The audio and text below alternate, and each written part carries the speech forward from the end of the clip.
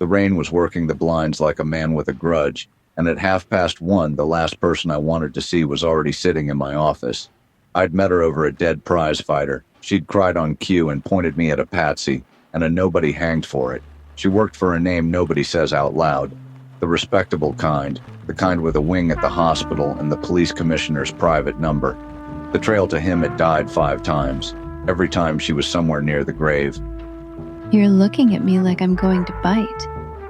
I came in out of the rain, Detective.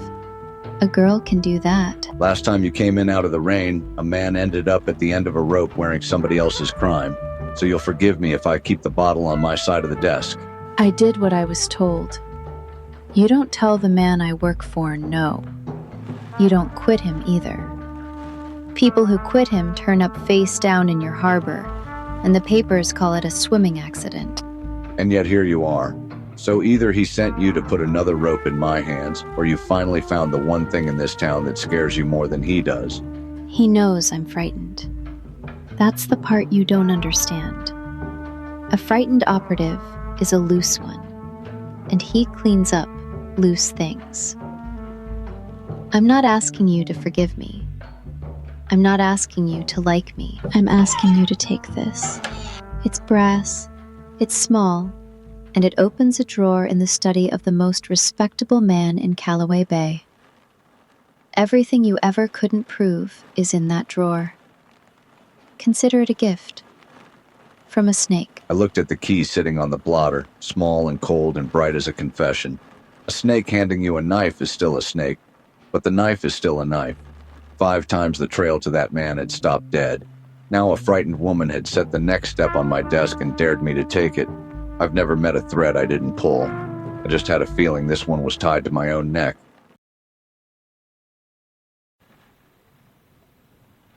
The Chronicle's back room smelled like cold coffee and hot lead, ink ground so deep into the floorboards you could have lifted a fingerprint off the wood. Flynn worked nights down here, chasing the stories the front page was too polite to run. I came in out of the rain carrying half of something. He'd been carrying the other half for years and never known it.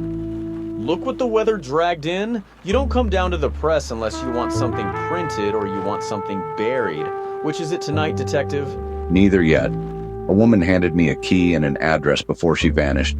The kind of woman who never hands you anything by accident. The address ties to the fight arena you've been sniffing around since the Doyle business. Say that address again slow, because if it's the one I think it is, I've got a file in that cabinet that's been gathering dust 3 years. A story I wrote, set in type, watched die between the proof and the press. Killed from upstairs. No reason given. Just a name inked out of my own copy in a hand that wasn't mine. Here, my clipping. Now lay your address right next to it. The spot where his name used to be, blacked out like a window with the shade pulled. Same street, same number, same shadow I've been chasing without a face. The shade just went up. 2 halves of a torn photograph and they fit. The address the operative gave me sat flush against the blank in Flynn's dead story, and the name wrote itself into the space the censor left. The name nobody in this city would print. The man 5 trails had reached and stopped cold. For the first time, he wasn't a rumor. He was a few words of type on a slip of paper. You know what we're holding? That's not a story. That's the story. The one they kill men to spike. And the second I send it down to composing, I become the next blacked out name.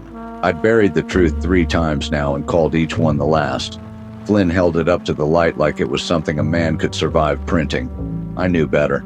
A name on paper is a loaded thing, and the 2 of us were standing in front of the barrel, trying to decide who pulled the trigger first.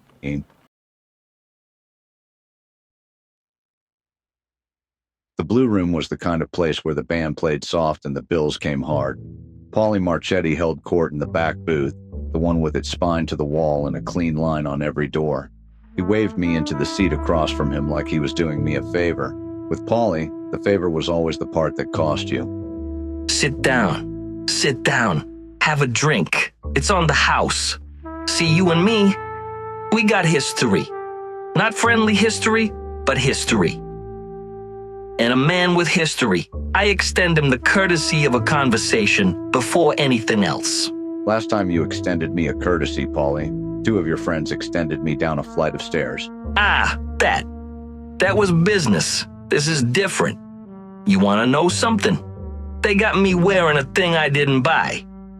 A fella turns up cold, and the whole town says, Pauly did that. I didn't order it. I didn't want it. And I'm getting real tired of being the coat they hang their dirty laundry on. Somebody handed me a key, Pauly. It opens a book. The book runs through a clearinghouse, and the clearinghouse sits under your roof. I came here figuring I'd have to take it off you the hard way. The hard way. Listen to him. No. Tonight, that house ain't got a god on it. Tonight, my boys are at their mother's lighting candles. Whatever you find in there, you didn't find it from me. And I didn't see you find it. One night, one door. After that, the courtesy's done. And what does a one-night door cost a man like me? You aim past me. I'm a stop on the line. I ain't the end of it. You walk in there pulling threads. You pull them toward the fella who hung the coat on me, not at Pauly. Higher. We understand each other. Good. Shake my hand like you mean it. I took the hand. It was warm and dry, and it held on a half-second too long. The way a noose holds on before it decides. Pauly Marchetti had just lifted his own protection and called it a gift. He wasn't doing me a kindness. He was pointing a gun at the man above him and asking me to be the bullet. The trouble with a window is, it only stays open while somebody's holding it, and Pauly's grip was never the patient kind. A counting house off the harbor doesn't look like much. Brick and a tin roof, smell of brine and old money, but every dirty dollar in this city stopped here to get its hands washed before it went uptown to shake the right ones. Pauly gave me the address and then looked at his shoes. Frankie's girl gave me the key. And tonight, for once, both of them were on the same side of the table as me. Bottom drawer, left desk. The one with the good lock. He keeps the arena in there, and everything the arena feeds. Shells inside shells, and at the center of all of them, one name that's never said out loud. Then say it. I've got a blacked out file 2 years old that's been circling this same block, and I am done printing around the hole in the middle. Open the drawer. The key turned like it had been waiting for me my whole life. Inside was a ledger, leather gone soft at the corners, and column after column running straight up the mountain. The arena, the book, the laundry, and signing for all of it. Through 6 paper men who never drew breath, the one name this city kneels to in daylight. That's him. That's actually him on paper in his own shorthand. Detective, this goes to the composing room tonight, or it doesn't go at all, because by sunup, somebody opens this drawer and finds it empty, and then we're the story instead of him. 3 times I dropped a thing like this in the harbor and called it mercy. Run it, Flynn. Set it tonight. Let him read about himself with his coffee. You understand what I just did. He'll know the drawer didn't open itself. There's exactly one person who had that key, and after the morning edition, he'll know her name too. Flynn went out the door with the ledger under his coat, and the rain swallowed him whole. For the first time in this whole rotten war, the man at the top was going to wake up having lost something. The arena, a river of his money, gone in a single edition before he knew the till was light. I should have felt like a winner, but I kept looking at the woman beside me, the one who'd just handed her own name to the worst man in Calloway Bay, and I knew the next body the harbor took might be hers.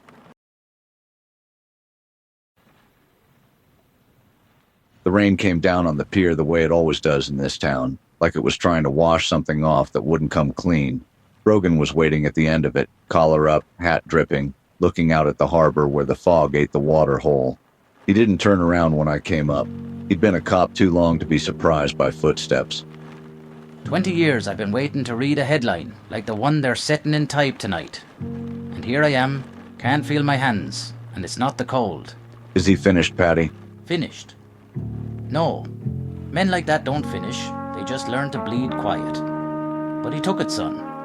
Right out in the open, in front of the people who matter to him, the kind of loss money can't paper over by morning. First crack in 20 years, and you put it there. I didn't do it for the headline. I did it because I was tired of choking on the words. 3 times I swallowed the truth. The 4th one wouldn't go down. Aye. Well, the girl's gone to ground. Your dame, the one who played you for a fool and never blinked. He'll want her silenced before she trades what she knows, and he'll want you for the man who lit the match. You're not a loose thread to him anymore. You're a wound. He finally turned and looked at me, and there was something in his face that wasn't quite triumph and wasn't quite fear.